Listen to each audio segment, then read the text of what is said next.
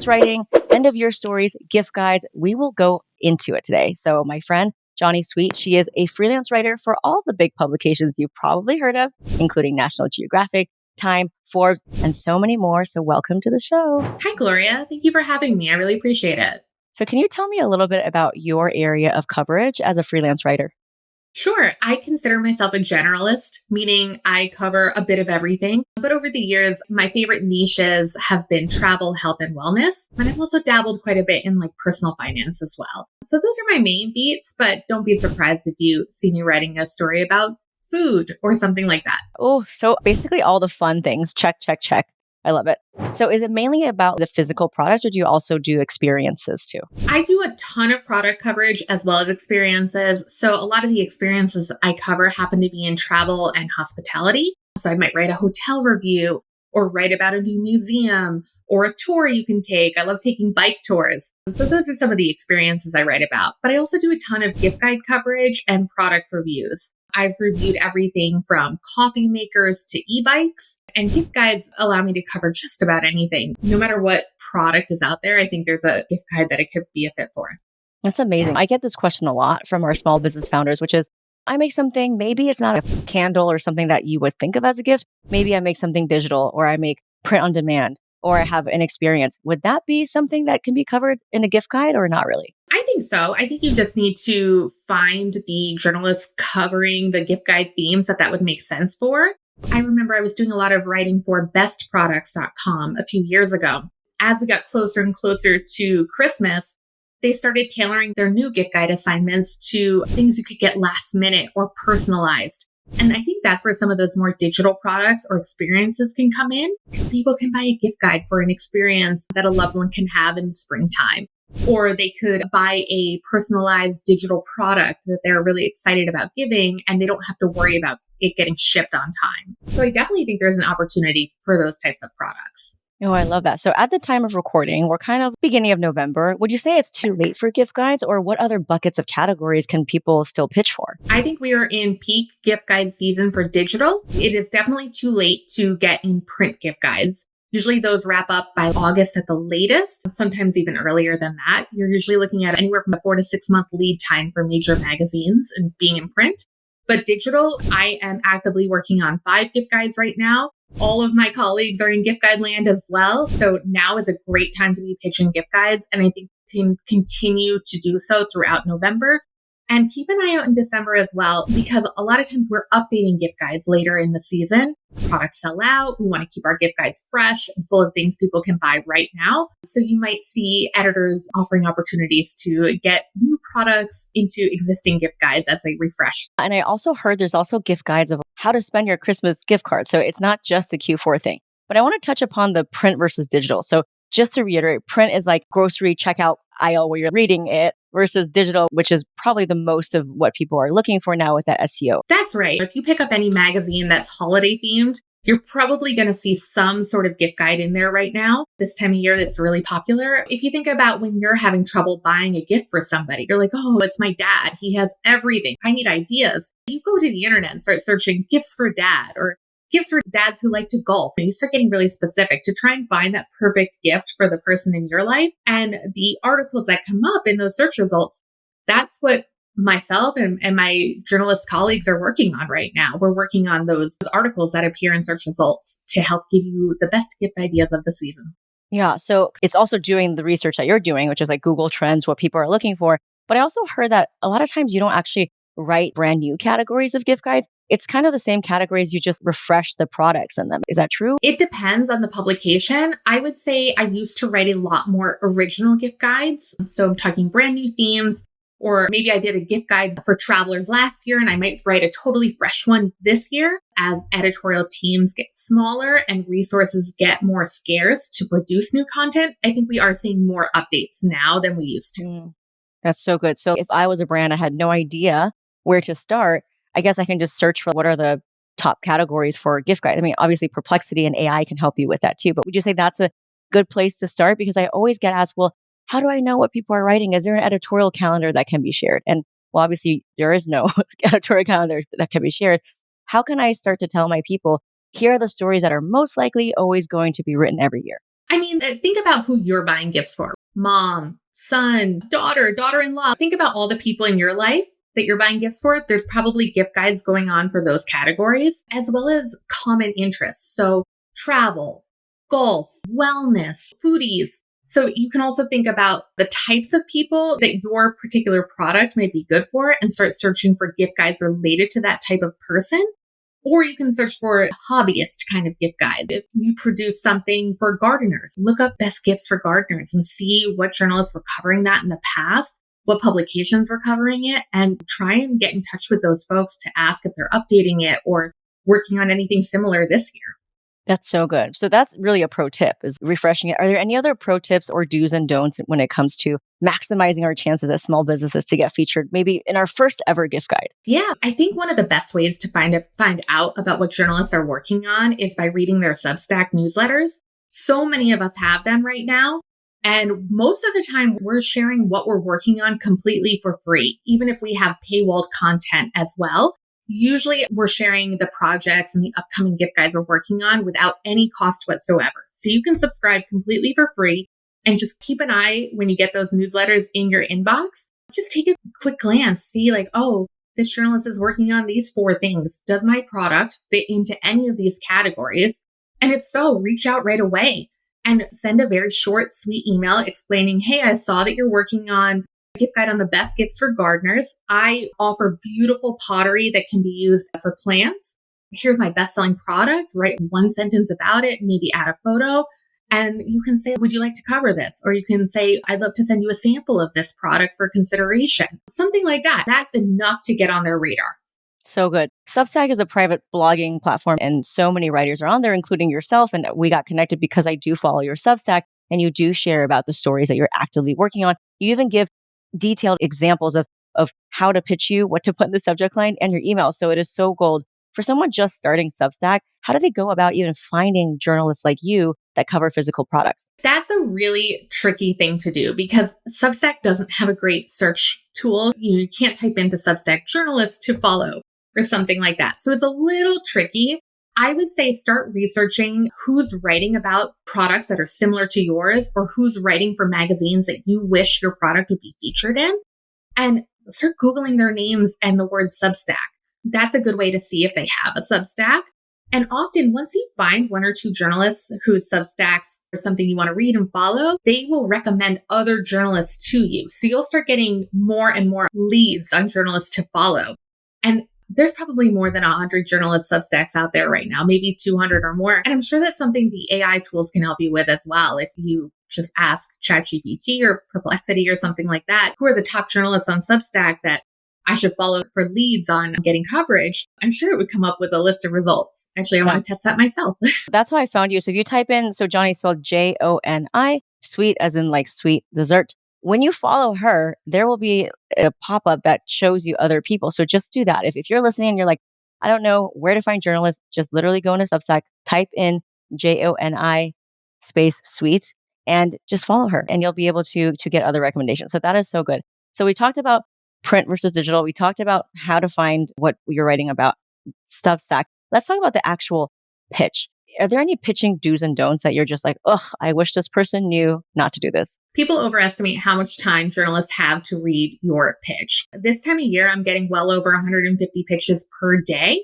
So you need to get to the point and get to the point very quickly. As much as I'd love to learn how, say, your grandmother inspired your business and what it took to get to this point, I just don't have time to read all of that. So what you want to do is really get to the point right away. Why are you pitching me? You're pitching me because you saw that I'm working on a specific gift guide and you have a product that deserves to be in there. Then tell me what that product is and why it deserves to be in there.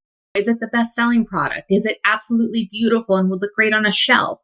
Is it something every mom would love? Just give me something to go off of and then a link to where I can learn more. Really keep it under 100 words if you can. The shorter, the better, and just hit the highlights really, really fast. We can learn about the backstory later if we go into a more in-depth story.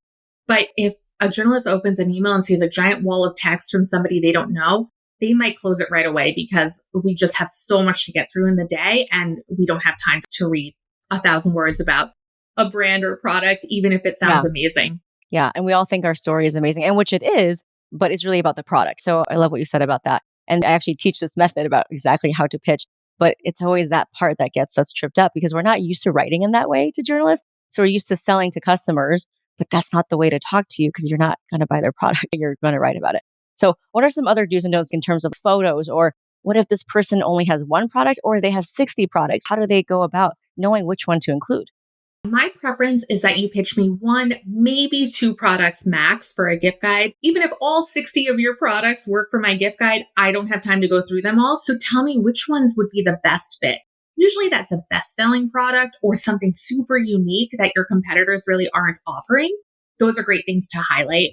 And in terms of images, I definitely want to see an image, but my preference is to not have it embedded in the email. I don't like attachments. I like links to Google Drive or Dropbox. The reason is attachments are really big files and they clog up my inbox. So when I need to delete things in my inbox to make more space for new emails, those are the first things I end up deleting. Whereas if you include a link to a Google Drive folder or Dropbox of images, I can click into that at any time and take a look at what your products look like and download images to include in my article. Sometimes I have opportunities for last minute inclusions. So I'll go through and say like, okay, who else pitched me for this gift guide? Because I have space for one more. And sometimes I see a great product, but they didn't send me images and I don't have time to go ask for images at that point. So I move on to the next one. The best thing you can do is make sure you have all the assets a journalist needs right in your original pitch. I love it. So maybe not as an attachment, but because it's visual for gifts, you want it to make sense. You want it to look pretty under the tree. So what if they just put two low-res photos in the body of the email? Yeah, I see that. And I think that's fine. But my preference is always to have it as a link to a Google Drive folder or Dropbox. That's what I recommend. And I know some of my colleagues feel the same way. With that said, if it is a low res image in the actual body of the email, I don't think it'll hurt you too much. It does make your email look prettier. I think this is such an antiquated thing, but people are like, oh, a media kit. Like, do you even need a media kit? I don't think you need a media kit anymore. I don't really have time to look at them. I think it could be helpful if somebody's writing like a big brand feature on you, but those are so rare these days. In general, it's probably not worth your time to go through a ton of effort to create a media kit. It might be helpful to create a one-sheeter if you have a really interesting brand story and you want to have something you can share with some highlights or maybe some story ideas that people could cover about your brand. That could be interesting to put together. But I think the old decks that people used to put together for media kits with 10 or 12 pages on a PDF, I don't think those are necessary anymore. I agree. Or just link to your about section. Yeah, that's plenty. Okay, so we talked about the pitch. You like it short. You like to have a link to find out more. Don't go crazy on your personal story. Definitely validating all the things that I'm saying. What about in terms of subject line and follow-up? So subject line is a tricky one. A lot of journalists have very specific subject lines they want you to use if you're pitching for a particular gift guide. And the reason is that helps them sort through their inbox. Like I said, I'm getting 120, 150 pitches a day. That adds up very fast. So the easier you make it for me to look through my inbox and find your pitch, the better. It can be helpful to include gift guide pitch or the keywords that I used in my gift guide theme. It could be helpful to include those. I would just keep it really short, like gift guide pitch, best gardening gloves, if you're wanting to pitch me gardening gloves. The reason I keep talking about gardening is I have a plant right on my desk, so it's front of mind. But yeah, in terms of follow-up, I think it's totally appropriate to follow up unless a journalist has specifically said no follow-ups, please, which I do sometimes say if I know I'm going to be overwhelmed with pitches and I won't have time to add more clutter to the inbox. So as long as they haven't said no follow-ups, it's totally expected to send a follow-up and it can be helpful in landing you coverage. My general guideline is give it 1 week after your initial pitch before you send a follow-up, and then 1 week after that for a final follow-up. I don't think you should be following up more than twice after the initial pitch. So 3 emails total. Gift guide season, I think you can follow up a little bit quicker than that, especially as we get closer to the major holidays. But don't follow up the day after. They may not have even had a chance to see your original email yet. So good. So you talked about follow-up. So definitely follow up twice. Do we follow up in the same thread? Do we try to bring some newness to it? Or does it bother you when we say, hey, following up, hey, following up, hey, following up? Follow up in the same thread, so at least everything is contained. If you have new information to share, perhaps the product you pitched me has just sold out, so you want to send me a different product to consider, that's something to share. Or maybe some news broke or a big trend is happening related to the product that you want to tell me about. it can be really helpful to send something fresh and new in your follow-up just to get my attention on it again. But even if you don't have anything fresh or new to share, that's okay too. You can just say, hey, following up on this, would love to work with you. Let me know if you're interested. So good. Now, you've given us so many things. The two things that are still left are etiquettes around samples and affiliate links, because people get very intimidated because a lot of these like share, sell, A1, they can be very complex. I know that Amazon has its own affiliate, but do you need an affiliate link? Do you need samples? How do you draw the boundary of not giving away 1,000 free samples? So what is your take on that? Yes to both. You need affiliates and you need samples. Without affiliates, it can be a deal breaker at publications. Sometimes my editors will not let me include a product in my gift guides if there's no affiliate opportunity. So you need to be on the major platforms. I don't know all the details of those. Interestingly enough, that's all handled on the back end of publications. So there's probably better sources of information as to which platform to join out there than what I can tell you. But I can tell you need to be at least on some of them and or in major retailers such as Amazon or Nordstrom or something like that if you can get in those spaces. And then for samples, samples are super helpful. I don't require them for everything I write about, but when a journalist has a chance to try a product, it can really make a big difference. Somebody sent me some samples of some beautiful independently produced bath products over the summer, and I'm actually really looking forward to writing about them. They haven't even pitched me again since then, but they've been on my mind because I had the opportunity to try them. So of course you can't send a sample to every single person. The more expensive or difficult to ship the product is, I think the more selective you need to be with who you're sending samples to. So I think if you have very limited samples, limit it to people who are already working on something that you think your product is a good fit for. So at least it's a warm lead and you're not just blindly sending them out and never hearing back from anyone. But if you have a less expensive product that is a lower lift to send out to a wider audience, I think it can help you get more coverage. Totally. I mean, it's kind of so blurry now because there's legitimate journalists like you that have so much experience, and then there's a lot of influencers of the week. So it gets really hard sometimes.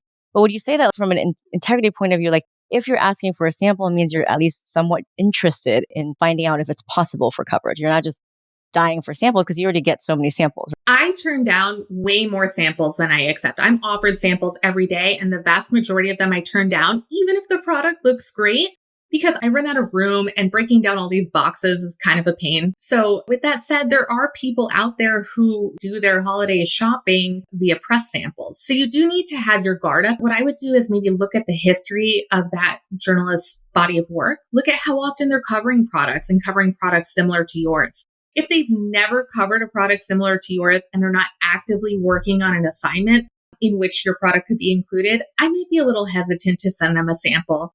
If it's a low lift product where you can drop it in an envelope, somebody sent me a car air freshener sample once. That was a pretty inexpensive product to send me and very cheap to ship.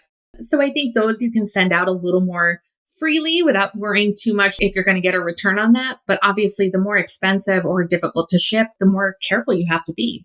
Totally. Well, so good. You've given us so much. Is there anything else that you would like to mention before people start just going off to the races and start sending pitches? I would like to mention that gift guide season is really, really competitive. So you have your work cut out for you. I do think it can pay off when you do get those features. But what I'm hearing from my PR colleagues is that it is getting harder and harder to land coverage in gift guides, just with how challenging publishing is right now.